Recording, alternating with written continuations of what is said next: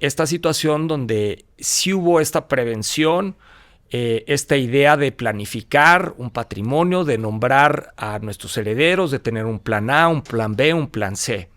Ahora, ¿qué pasa si se murió mi mamá?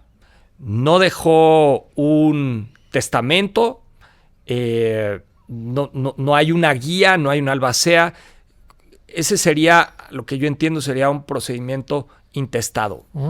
Pero, ¿qué sucede en el caso de intestados? ¿Cuál es el procedimiento? ¿Quiénes son los beneficiarios del patrimonio que dejó mi mamá? No sé si puedas abundar un poco en eso. Por supuesto, mira. Tenemos el caso del que ya hemos dicho. Fallece un familiar. ¿Qué tenemos que hacer? Vamos con un notario. ¿Y qué es lo que va a hacer el notario? Primero va a pedir un informe en donde se va a constatar, se va a comprobar que efectivamente estamos en un caso de intestado. ¿Qué es intestado para quienes nos escuchan? Es que una persona no hizo testamento. Y este informe contiene no solamente la información de la autoridad que tiene toda la información de quienes hacen el testamento de cada entidad federativa, sino, como decía, hay un concentrado nacional. Entonces, ya una vez que hay certeza que no hizo testamento la persona que murió, entonces ya la ley es la que dice quiénes son los herederos. Y entonces la propia ley señala una tablita, no es una tablita, es digamos una prelación o una orden bajo un principio. ¿Quiénes pueden heredar con una persona que no hizo, que no falleció? Solamente los parientes. Entonces, ya de entrada, oye, que mi compadre, ¿no? Oye, que pues una persona con la que yo trabajé 30 años y le tengo un cariño entre nada, solamente los parientes. Con otro principio muy importante, los parientes más cercanos excluyen a los más lejanos. Entonces, por ejemplo, si yo fallezco, yo que estoy casado y tengo 3 hijos, tengo 4 hermanas, pues ya de entrada, mis hijos tienen una mayor preferencia que mis hermanos. Aunque yo con mis hermanos llevo tratándose y conociéndolos más, hay una cercanía mayor porque tienen una prioridad, así lo establece la ley. Entonces ya quedan fuera mis hermanos. Y entonces la ley es la que va determinando quiénes son, y bajo el orden muy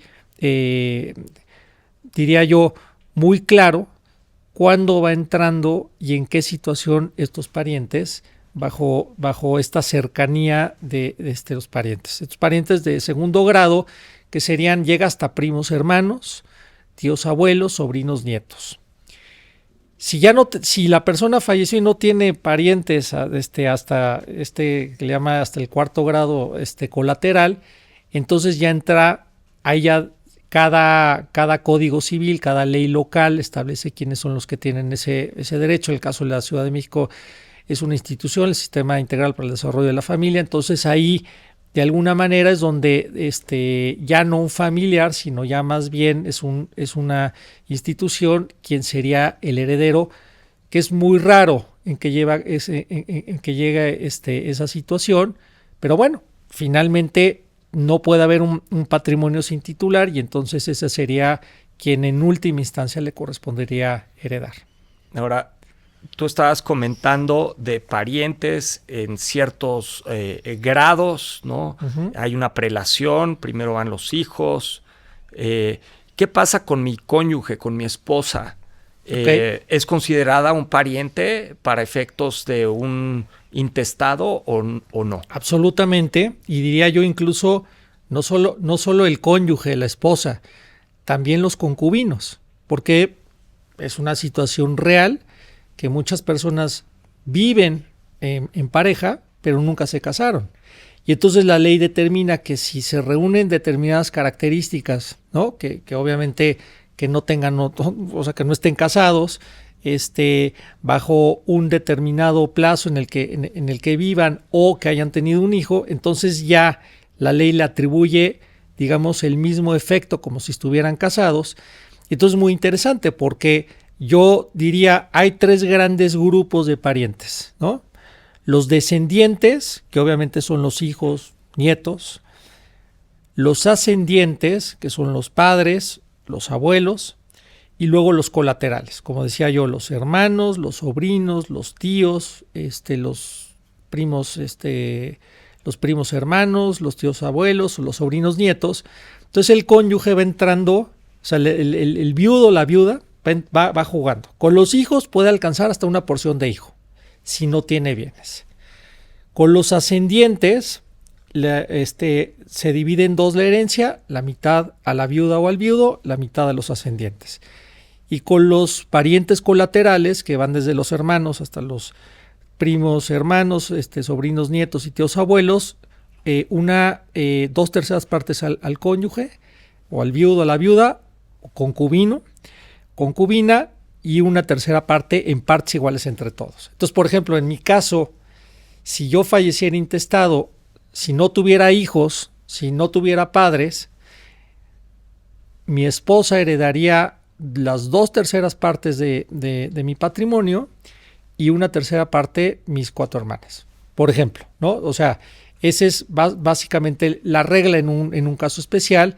Entonces ahí sí tenemos que ir tomando todos los elementos de la ley para ir construyendo, y esa es una de las razones por las que a lo mejor uno pudiera sentimentalmente decir le corresponde a tal, pero ahí la ley es muy fría, muy general, digamos, y entonces sí o sí necesitan justamente del notario para que, en función de todo la información de los parientes que tuvo la persona que falleció, pueda dar la solución al planteamiento.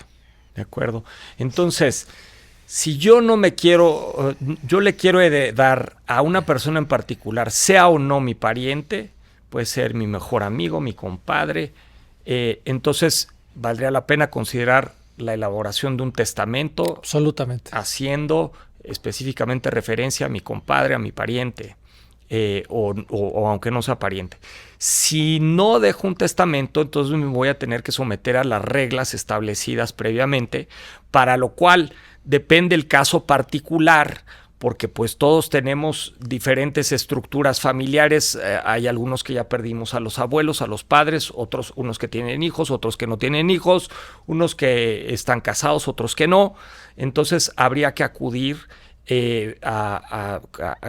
con un notario o con un profesional que nos diga, mira, yo creo que esto va a quedar de esta manera, y bueno, eso sería determinado en ese momento en lo particular. Ahora, se ha hablado, o yo he escuchado mucho, que hablando otra vez, regresando al tema de la zona restringida, y para nuestros escuchas, ¿qué es la zona restringida? Son 100 kilómetros de la frontera o 50 kilómetros del litoral, que extranjeros no podrían directamente ser dueños o propietarios de bienes inmuebles en esta zona restringida.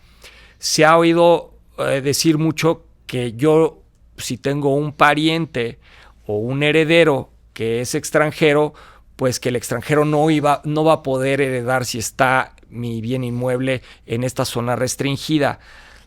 ¿Es preciso eso, o hay algo que se pueda hacer al respecto para que efectivamente, si es mi mejor amigo o mi pariente extranjero de otra nacionalidad, pudiera heredar estos bienes en zona restringida? Perfecto. Muy, muy, muy importante pregunta. Nada más para acabar con el tema anterior, que va ligado con lo que ahorita voy a comentar. Por ejemplo, en España, y esa es una oportunidad que hay en México, que hay muy pocos países, yo puedo nombrar como heredero a quien quiera. Sí tengo que cumplir, por ejemplo, si mi familia depende de mí, pues tengo yo que dejar cubiertos los alimentos, que es un término muy legal, porque no solamente es la comida como tal, sino el mantenimiento y la asunción de obligaciones, de gastos médicos, vivienda, etcétera. Pero al final del día yo puedo hacer eso. En España no. O sea, en España sí puedes hacer testamento, pero la mayoría del patrimonio ya por ley está determinado a quienes le van a corresponder. Y a mí me tocó un caso hace ya algunos años en donde me visitó una persona que tenía una enfermedad y los 2 hermanos que tenía ni le llamaban por teléfono. Entonces, tratando justamente de evitar el que porque legalmente les correspondía ser los herederos, pues lo que ella quería justamente es darle el beneficio a la persona que todos los días le iba por las compras, iba al mercado, le lavaba la ropa, o sea, entonces esa es una oportunidad que en México tenemos todas las personas de poder decidir y determinar a quién queremos heredar, con lo cual me lleva al otro caso. Porque efectivamente lo que tú señalas está previsto ni más ni menos que en la Constitución. Entonces, no hay manera que un extranjero tenga propiedad en esta zona de territorio que tú comentas. Por ejemplo, Tijuana, para nuestros amigos de California que nos escuchan. No hay manera. Entonces, si yo a priori ya sé que ya tengo o soy propietario o tengo derechos por algún familiar sobre un inmueble que se encuentra en esta zona, pues ahí la ley no te va a permitir heredar. Hay un mecanismo legal en el que dicen, si bien es cierto no puedes tener la propiedad en esta zona, en esta faja de territorio, lo que sí puedes tener es derechos a través de un fideicomiso, que un fideicomiso es una figura, digamos, es un contrato con el cual la propiedad la tendría una institución financiera, pero esa titularidad a su vez le concede derechos para utilizar y aprovechar un inmueble, que en este caso sería para un extranjero. Entonces, si yo ya de entrada sé y me asesoro en vida que no va a poder heredar o poder tener la propiedad, pues lo recomendable absolutamente sería constituir ese fideicomiso para que ya quede, digamos, ese beneficio incluido en el testamento en el fideicomiso, de manera tal que cuando yo fallezca, que yo soy el beneficiario, ahí no se llama heredero, se llama fideicomisario, a falta mía nombro fideicomisario sustituto, que sería esta persona, ¿no?, que no es familiar, que está en el extranjero, y entonces ya en ese momento se convierte en el que tendré el derecho sobre ese inmueble, no de propiedad, pero derecho fideicomisario. Digamos que, y además la misma ley da esa salida, ¿no? Como decir, si yo, por ejemplo, voy a Tijuana, pues yo veo hoteles Marriott o sea, hay desde luego que hay inversión extranjera a través justamente de fideicomisos. Entonces, esa es una recomendación que creo que sería de mucha utilidad para nuestros escuchos, la gente que nos escucha, que tuviese alguna propiedad en esta zona de territorio y sobre todo que ya pudieran tener hijos que nacieron en Estados Unidos.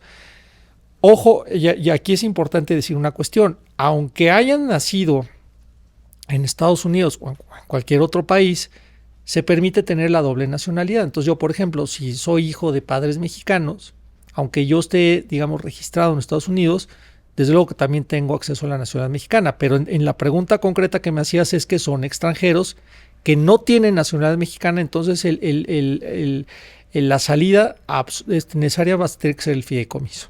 De acuerdo. Ahora,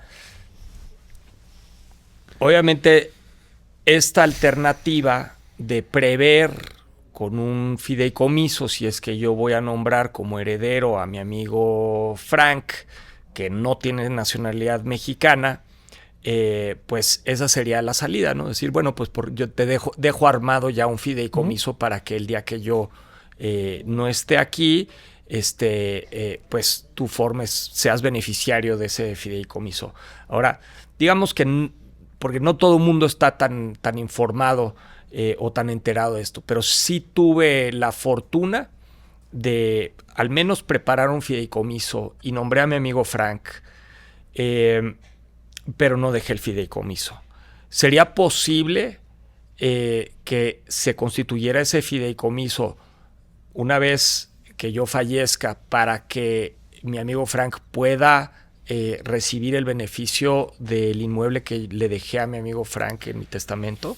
Mira, aquí hay una situación que desde el año, o sea, digamos, antiguamente el fideicomiso te decía la ley que una de las opciones de constituirse justamente era a través de testamento. Entonces te diría, pues sí, antes estaba muy claro que esa era la salida, o ya no, porque es un acto traslativo. Entonces el fideicomiso se debió de preferentemente haber hecho o transmitido o constituido, perdón, en vida, para que ya quedara esa regla. Si estamos en el caso de una sucesión, pues por intestado no hay manera, por lo que ya dijimos, Frank no es tu pariente. Entonces Frank ya quedó fuera.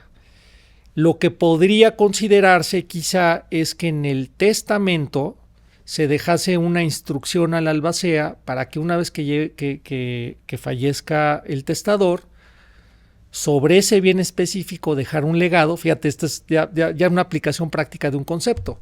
Yo le quiero dejar el beneficio. Como no puede ser propietario, es uno de los casos muy, digamos, por excepción, que una persona no puede heredar sobre un determinado bien. Entonces yo dejo la instrucción al albacea para que constituya un fideicomiso sobre ese bien, y entonces se le adjudiquen con posterioridad los derechos hereditarios. Digamos que ya sería un escenario poco recomendable. O sea, aquí sí, definitivamente, para quienes nos escuchan, si tienen bienes en este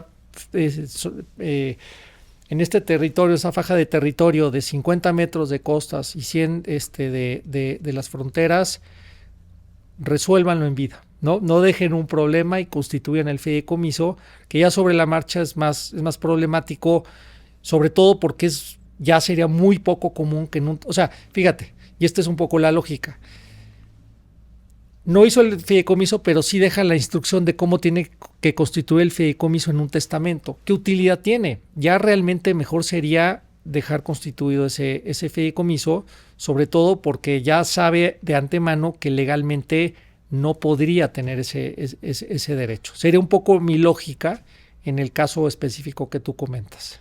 Bueno, afortunadamente sí pudiera existir esta planeación, redactando el testamento con esta instrucción para la albacea.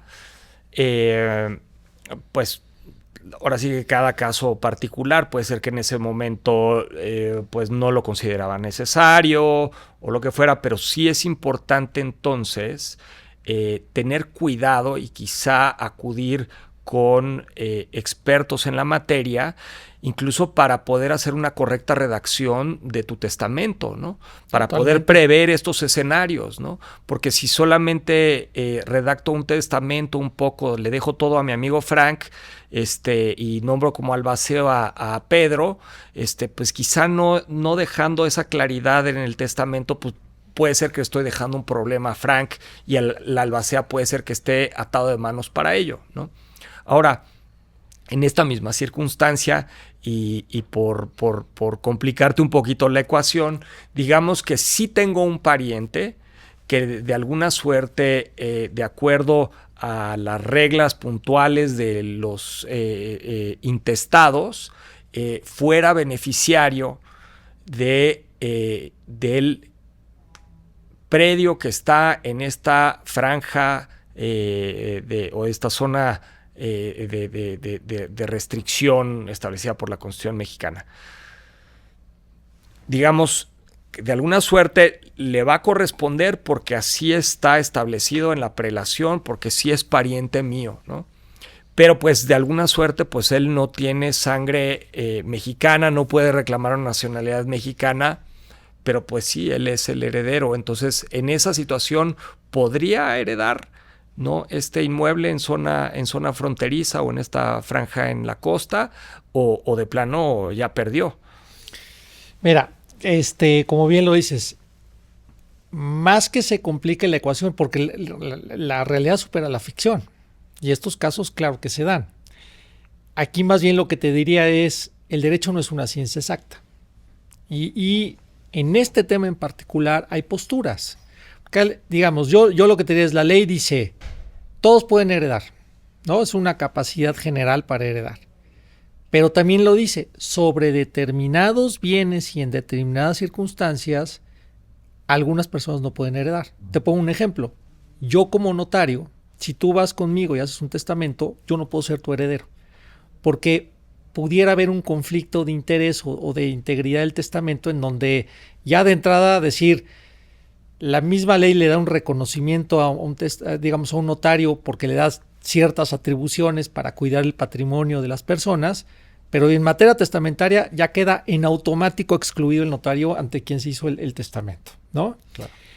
En el caso de que tú comentas, la misma ley dice, no podrán adquirir, por herencia, cuando se coloquen en la situación de la fracción primera del artículo 27 constitucional, que es justamente esto que hablamos. Entonces ahí ya está el impedimento.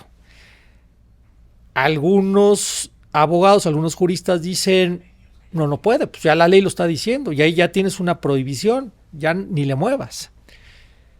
Otra postura dice, pues en realidad lo que puedes hacer es que este bien se pueda disponer, en este caso el albacea, que por excepción podría disponer o vender un bien, que por cierto este es uno de los casos que no está facultado para vender, y entonces por eso es la crítica que se hace, decir, pues más bien le estás dando la vuelta a lo que dice la ley, ¿no? Si se colocó y el heredero único es un extranjero, vamos a suponer que tiene 3 bienes, porque aquí creo que también para claridad de quienes nos escuchan, vamos a suponer que un inmueble está en la Ciudad de México y es extranjero, ¿puede heredar? Claro que puede heredar.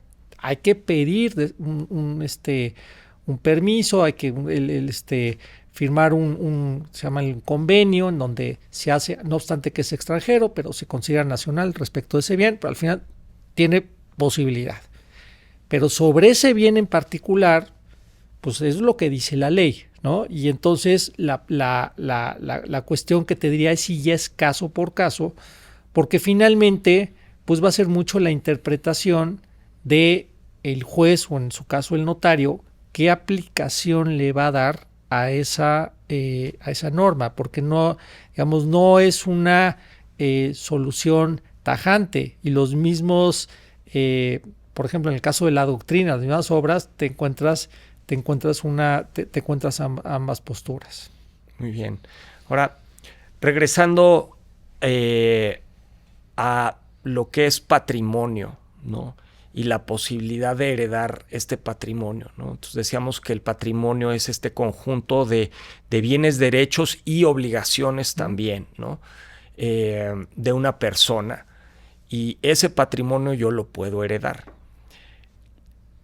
Dentro de esta herencia o este testamento, caben también ahí las cuentas bancarias, las cuentas en fondos de inversión, los seguros. ¿Eso cae dentro del patrimonio que puede heredarse dentro del testamento o estamos ante una situación distinta? ¿Cuál es tu postura? ¿Qué opinas? Obviamente también es un tema, primero, muy interesante. Segundo, se da mucho porque muchas personas tienen cuentas bancarias o cuentas de inversión, y obviamente ahí también tienes casos en donde puede haber un conflicto entre lo que dice un testamento y entre lo que dice un contrato a propósito de la designación de tus beneficiarios. Entonces aquí un poco para poner orden, porque creo que tú le estás dando parte ya de la solución. Si estamos hablando que hay una liquidación de un patrimonio, pues obviamente lo primero que tiene que hacer el albacea es que se paguen todos los créditos, todas las deudas que dejó la persona que falleció, independientemente quiénes hayan sido los beneficiarios. Entonces hay que tener clara esa noción. Ahora, en México, que entiendo que así ocurre en Estados Unidos, pero vamos a hablar de México. Hay una ley federal que establece toda la regulación bancaria. Y dentro de este tema en particular, lo que dice de manera muy resumida y poco técnica, pero por claridad, es que lo que había en la cuenta de la persona que falleció se le entrega al beneficiario. Antes había una dualidad, una coalición en donde una parte se daba a los herederos, una parte a los beneficiarios, y generaba un problema en cuanto ya a la ejecución. Y hace alrededor de unos 10, 12 años tomó la postura de decir, se le entrega todo al beneficiario. Yo aquí lo que diría es que en la sucesión, cuando ya estamos en esta fase de liquidación, en el momento en que yo ya tengo certeza que no hay deudas, es decir, que dejó puro activo, ¿no? Fiscalmente está al día, no está documentado, se publican en diario. Cuando se lleva a cabo una sucesión ante un notario, tenemos la obligación de publicar en un diario de circulación nacional dos publicaciones de que ante mí se está llevando a cabo la sucesión y sobre todo quién es el albacea, para que al final se pueda saber ante quién voy a exigir algún derecho o algún interés que tengo sobre esa sucesión. Entonces, al final, incluso algunos autores lo llaman como un testamento bancario, porque hay una ley especial que te está diciendo a quién le va a corresponder esos activos, que básicamente es todo el sistema financiero mexicano, cuentas bancarias, como decías tú, cuentas de inversión. Entonces ahí ya en vida se está disponiendo a quién le va a determinar esos bienes, sin que técnicamente sea, porque no lo es, me pareciera que es un legado, un legado bancario, porque tú ya lo que estás haciendo es, ya estás definiendo a quiénes van a ser esos beneficiarios. Y distinto es el testamento. Entonces, al hablar de una excepción, porque realmente nos encontramos en una excepción, pues ahí lo que va a hacer el banco es que le va a entregar esa cantidad a los beneficiarios, y solamente en el caso en el que sí haya más obligaciones y que se requirieran esos recursos necesariamente, en mi opinión, sí se tienen que tomar esos recursos, porque antes que se reparta cualquier activo se tienen que cumplir y pagar las deudas, definitivamente. Muy bien. Entonces, en conclusión, si dejamos de beneficiarios a ciertas personas particulares en nuestras cuentas bancarias o en nuestras pólizas de seguro, el beneficio de la póliza, el beneficio de la cuenta bancaria va a ir directamente a quienes yo nombré como beneficiarios, ¿no? Ahora, ¿qué pasa? Porque en algunas situaciones, particularmente tenemos un caso donde se abrió una cuenta bancaria, quizá por la premura de abrir la cuenta, no nombramos a beneficiarios, lo dejamos para después, y ese para después pues ya nunca sucedió. Uh-huh. Entonces no hay un destinatario de la cuenta bancaria, y entonces pues nuestra clienta se acercó a nosotros para preguntar, oye, ¿qué puedo hacer? ¿No? Porque además tampoco había dejado un testamento en México, ¿no? Entonces, ahí, ¿cuál es tu opinión al respecto? ¿Qué solución podrías dar? Bueno, obviamente ya no estamos en la regla especial, porque no hubo designación de beneficiarios, y te regresas al derecho común, digamos, a la regla general, y te aplican las reglas sucesorias, como si fuera cualquier activo. Entonces ahí, digamos, regresando hoy un poco para que en la práctica quede claro el concepto de albacea. ¿Quién es el que tendría la facultad, el que podría ir al banco diciendo yo represento a la asociación? El albacea. Y entonces con la información, con el contrato, porque aquí yo creo que es importante también de los tips que podemos dejar a quienes nos escuchan es pues que tengamos en un expediente nuestros documentos de importancia, nuestro testamento, nuestras cuentas bancarias. De pronto llegan conmigo y dicen, es que yo no sé mi esposo en dónde tenía, en qué banco tenía o qué cuentas, no tengo idea. Entonces, de alguna manera, como decía al inicio de nuestra charla, si ya llevas toda una vida trabajando, pues informa o déjalo por lo menos en algún lugar toda esta información importante, de manera tal que se pueda, en el momento de la ejecución, tener certeza de qué es lo que había al momento de fallecer una persona. Y entonces aquí me lleva, Germán, a un tema que creo que es muy, muy importante, que es tan importante es hacer testamento como revisar los beneficiarios de nuestras cuentas. Para el anecdotario, en alguna ocasión vino conmigo una persona que ya se había divorciado. Ya en la ley ya no existe, pero antes tenía que haber una causa por la cual tú te divorciabas. Y fue un caso de adulterio. Digamos que en su momento la persona hizo su testamento nombrando como heredera a su segunda esposa.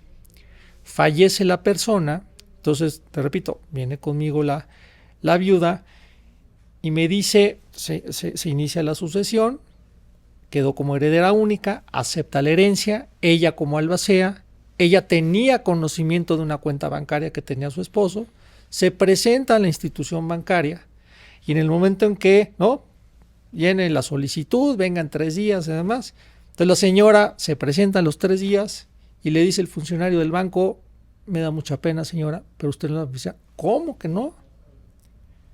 Y resulta que el señor había abierto la cuenta en su primer matrimonio y nunca tomó la precaución de actualizar, en este caso, a la beneficiaria de esa cuenta. ¿Quién crees que estaba designada como beneficiaria?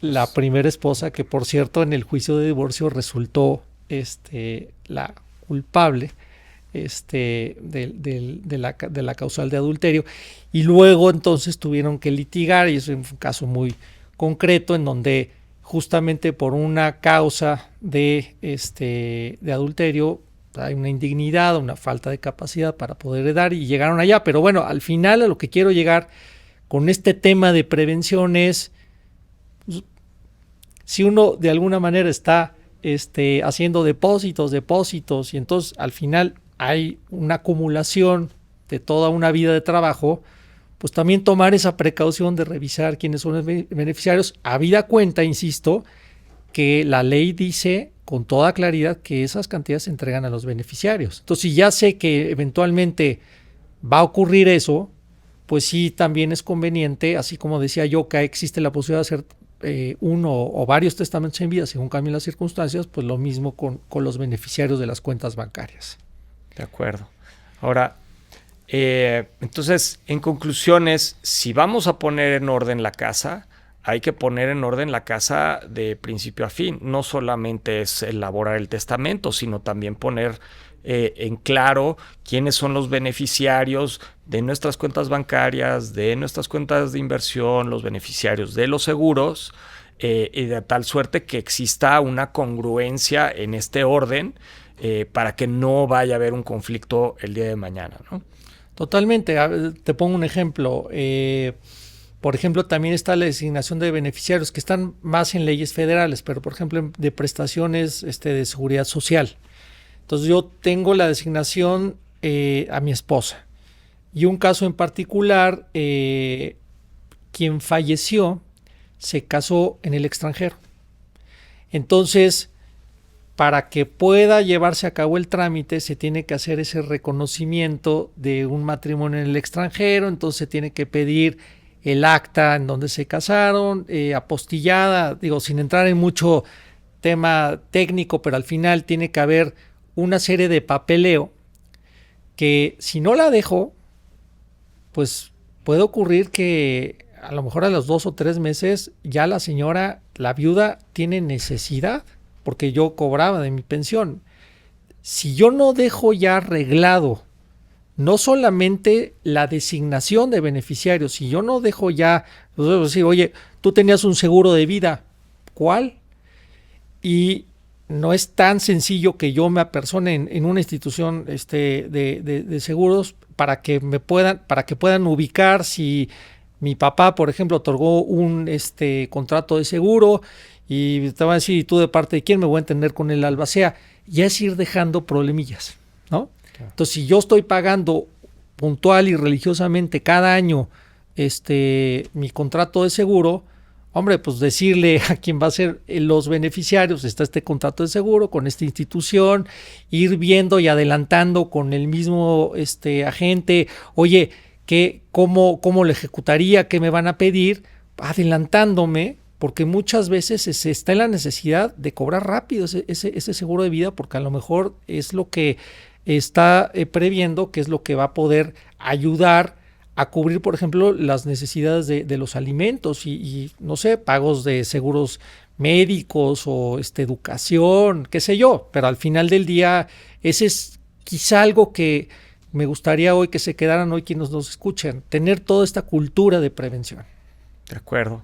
Ahora, digamos que haya testamento o no haya testamento. Bueno, si hay testamento, tenemos dos opciones. Podemos acudir ante un juez o ante un notario. ¿Con quién voy primero? ¿O de qué va a depender que acuda con el notario o que acuda con el juez, ¿no? Porque me queda claro que si no dejé un testamento, en la mayoría de los casos tendríamos que acudir con un juez, ¿no? O también se puede acudir con un notario. Esta es una gran pregunta porque realmente aquí es donde, ¿no? Decir, oye, fallece un familiar, ¿qué tengo que hacer? Y me sostengo en lo que he estado diciendo en toda esta charla. Acudan con un notario. El notario, según las circunstancias, él les dirá a los familiares involucrados en la sucesión si puede llevarse a cabo el procedimiento fuera de juicio. Con lo cual yo diría, la regla general es que las sucesiones siempre se pueden llevar ante un juez. Lo que ocurre es que muchas veces estás yendo de manera innecesaria ante un juez cuando tienes un procedimiento ejecutivo, y cuando me refiero a ejecutivo es que es mucho más rápido llevarlo a cabo fuera de juicio y no necesitarías un abogado de por medio para llevar a cabo el juicio. Hay ocasiones en las cuales es necesario llevarlo ante un juez, ahorita te lo comentaré, pero a lo que quiero llegar es que en la medida en la que una sucesión, este procedimiento de liquidación que hemos platicado toda esta charla, se lleva a cabo fuera de juicio, sería el escenario ideal, porque es más rápido, porque es más económico y al final del día las sucesiones no son para que tengan una vigencia rápida. La misma ley dice, las sucesiones en principio y como regla general durarán un año. Sin entrar en sucesiones de personas en particular, pero en estas programas de chismes y revistas de chismes, no, que la sucesión de tal y tal, y efectivamente, de verdad, digo, es porque gente son celebridades, pero muchas sucesiones, y hablando propiamente ya contestando la pregunta, ¿no? ¿Cuándo una sucesión se tiene que llevar con un juez? Cuando hay conflicto. Aunque digamos, aunque vamos a suponer que son 3 herederos y hasta los 3 puedan tener relación personal buena conmigo, pero si entre ellos 3 hermanos tienen conflicto, es decir, que en la toma de decisiones no hay un acuerdo, yo tengo la obligación de abstenerme y digamos, esa sucesión tendría que llevarse a cabo ante un juez, porque el juez es el que sí tiene, digamos, la facultad de resolver conflictos, cosa que los notarios no tenemos. Podemos ayudar a resolver conflictos, vamos a sentarnos y vamos a tratar que con estos elementos se puedan llegar a ciertos consensos para evitar el juicio, porque el juicio sucesorio, sobre todo en el caso de conflicto, no solo es un desgaste económico, es un desgaste emocional. Me estoy peleando con mis hermanos, me estoy peleando incluso hasta entre padres con hijos. Es verdaderamente triste el que llegue una situación a ese extremo, pero es que juntas aspectos económicos con aspectos sentimentales y también ahí juega pues la familia política, en donde aunque no son los beneficiarios directos, pues indirectamente, naturalmente van a tener ese beneficio. Entonces, por eso, repitiendo, si ya está el testamento y así quiso el testador, ya ni moverle. Ya cuando entras en una situación en donde, por ejemplo, Nuevo Testamento decir, ok, la ley nos dice en partes iguales, pero tú en los últimos 7 años de mi mamá nunca la llevaste al seguro, por ejemplo. ¿Con qué cara vienes tú a recibir la misma porción que yo? Pues porque así lo dijo la ley y porque no hizo testamento. Entonces, ese es un caso específico y muy particular en donde el notario no puede intervenir. ¿Cuándo más? Cuando hay menores de edad, ¿no? Cuando hay menores de edad, ¿por qué?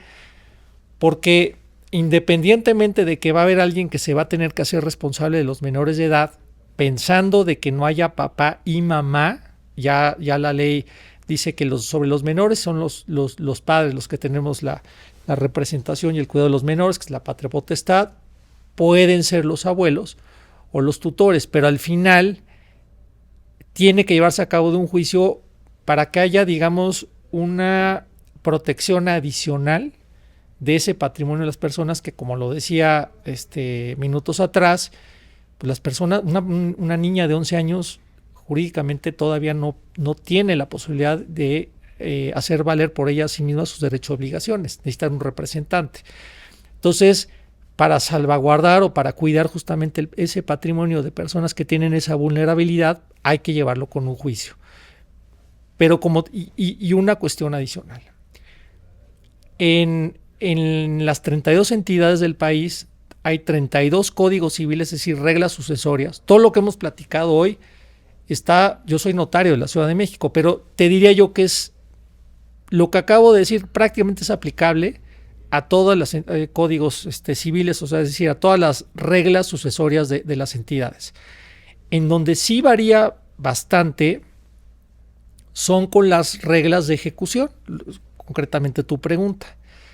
Afortunadamente esto ya se resolvió porque ya con un nuevo Código Procesal Nacional da reglas generales a todas, digamos, las sucesiones sucesorias, y con lo cual ya todos los notarios de todas las entidades puedan llevar a cabo sucesiones, cosa que todavía algunas entidades, por ejemplo en el caso de los intestados que estamos hablando, necesariamente tienen que ir a un juicio sucesorio. Entonces aquí lo primero que es y muy importante entender es cuál sería la entidad en la que se tiene que llevar a cabo la sucesión, sobre todo en función del último domicilio, para que a partir de ahí se pueda determinar.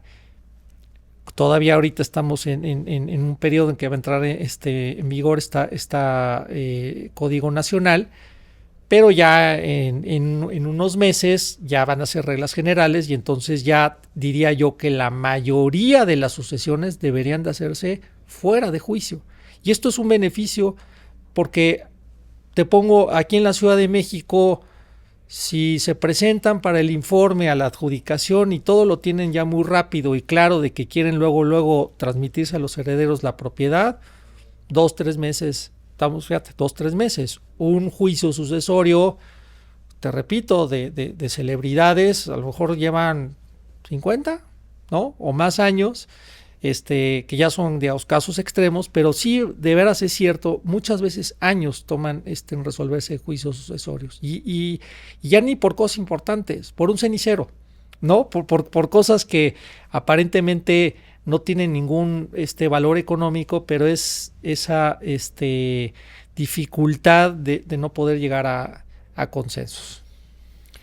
Gracias, Alfredo.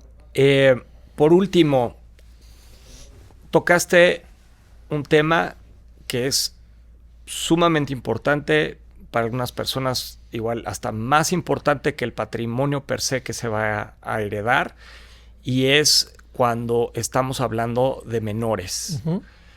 ¿Qué recomendaciones harías para quien va a redactar un testamento sobre el tratamiento hacia los menores?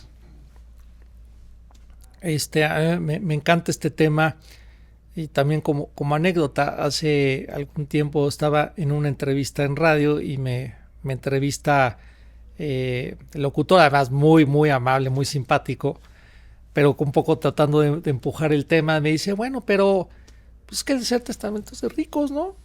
Porque pues para tener una propiedad, pues las personas ricas son las que tienen propiedades.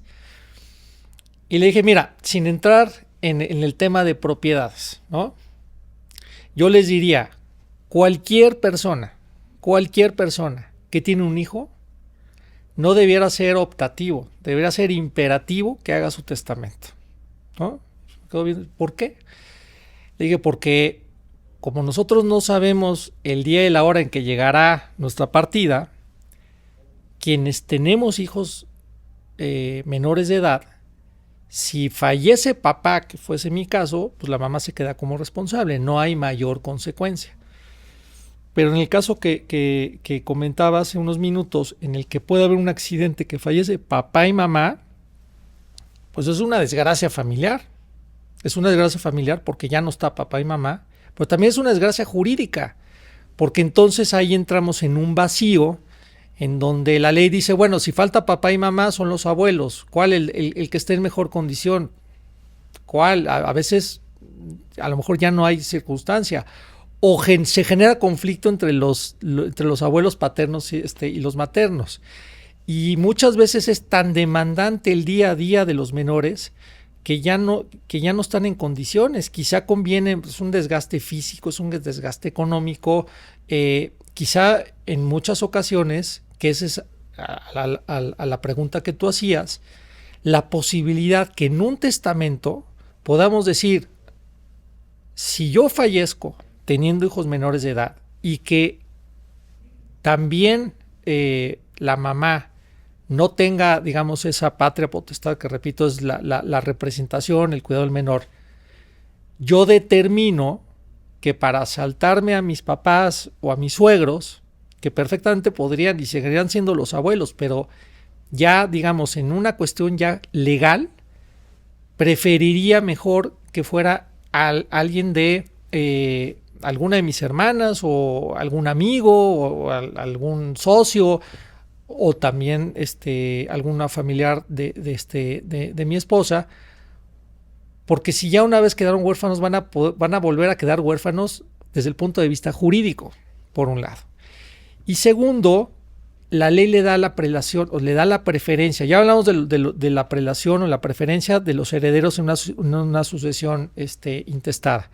Acá estamos hablando también de una preferencia diciendo, si la persona nombró un tutor en su testamento, tendrá preferencia a los abuelos. Entonces ya ahí también, ni qué decir. Si Alfredo quiso que Juan fuera el tutor de sus hijos, ahora sí que nada más ejecútese. Ya no hay discusión que la abuela materna está en mejores condiciones, pero que le cae mejor la paterna. O sea, ya eso ya no, ya el Juan va a ser el encargado hasta que llegue a la mayoría de edad los hijos, lo cual es una responsabilidad no solamente del cuidado, de la educación, sino de la administración de sus bienes. Es decir, un tutor, ya hablábamos del albacea que tiene muchas obligaciones, muchas responsabilidades. El tutor igual o más, ¿no? Y otro tanto, porque entonces aquí ya también está en juego y digamos, concretando el tema, yo casi diría, claro que los activos y lo que uno trabaja en vida y las propiedades o que pueda tener un dinero en una cuenta, a mí personalmente me interesa más, si yo llego a faltar, ¿quién se va a encargar del cuidado de mis hijos, del patrimonio, quedando ellos como herederos, que quizá designaciones patrimoniales? Claro que tiene una importancia, pues llevamos una charla y por supuesto que es importante, pero más importante, con lo cual mayor razón tendrían quienes nos escuchan el justamente hacer ese testamento previendo quiénes serían esos tutores en caso de que ni papá ni mamá pudieran estar para educar a los hijos y administrar sus bienes hasta que cumplan la mayoría de edad. Perfecto, Alfredo, pues muchísimas gracias por tu tiempo. Creo que esta plática da para mucho más. Sin duda. Debe haber muchísimas preguntas de las personas que nos están escuchando.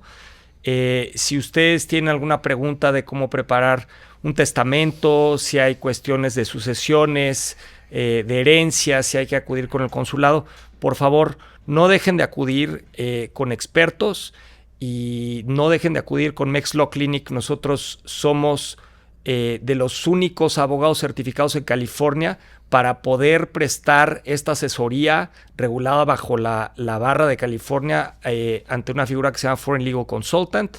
Entonces, por favor, acudan con nosotros y esto fue todo por hoy. Muchísimas gracias. Nos vemos la próxima vez.